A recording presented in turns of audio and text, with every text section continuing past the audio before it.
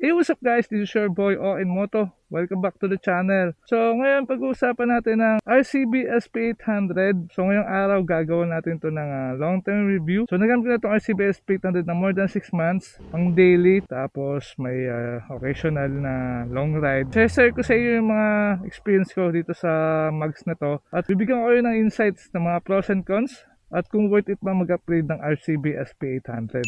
So tara, let's go!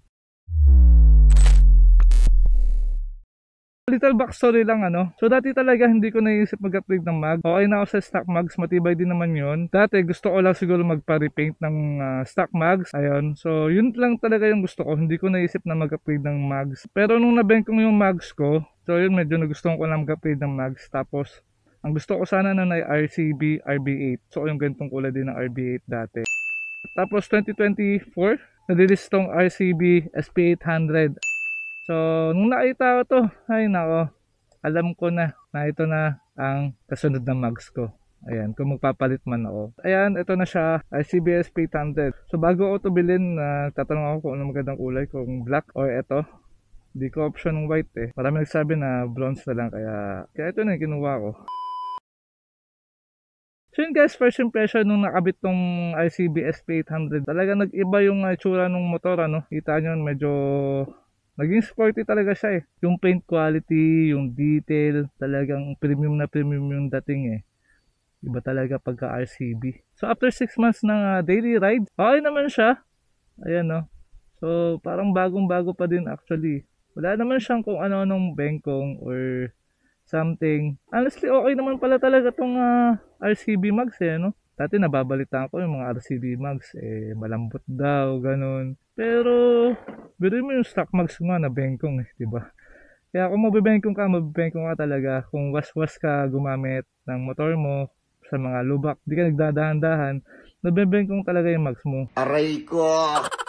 Yan, so after 6 months, wala, okay pa rin. Buong-buo pa rin yung paint niya, yung kulay niya, ganun-ganun pa rin. Doon sa kabila. Yun, kinis pa rin. Yan, walang crack. May mga tama lang din syempre. Yan, may mga dents ng konti. Syempre ginagamit mo ng mga bato, syempre tumatama. Pero overall wala talaga siyang walang bengkong. Diba? So in terms of performance and handling, wala namang issue. Actually mas naramdaman ko na mas stable nga siya ngayon eh. Ewan ko lang kung ako lang yon. Pero baka gawa din talaga nung malapad kong gulong. Actually, alam ko malapad-lapad tong mags na to kaysa sa stock mags ng version 2 ng Honda Click eh. Tingin ko mas malapad lang ng konti siguro. In terms of handling and balancing, wala namang issue. Goods na goods tong mags na to. So in terms of comfort naman, wala namang pinagkaiba since maabit tong RCB SP800 natin. Ganun-ganun pa rin, sobrang smooth pa rin yung kanyang performance, hindi siya nag-wobble. Wala din namang alignment issue. Itong SP800 na pang version 2, wala namang issue sa alignment. Itong SP800 na pang Honda Click 160, yung malapad-lapad. So, kino-convert yun dito sa Honda Click na 125, Yun, alam ko nagkakameron yun ng issue. Sabi okay daw, babalitaan ko, nagkakameron ng issue. Hindi pantay, ganun. Kasi hindi talaga siya fit pang Honda Click version na 2 and 3 na 125. Kaya ito na lang yung kinuha ko eh. Though mas gusto ko sana mas malapad na mags. Kaya lang yung conversion hassle pa eh. So in terms of comfort, okay pa rin. Smooth pa din. So quick pros and cons.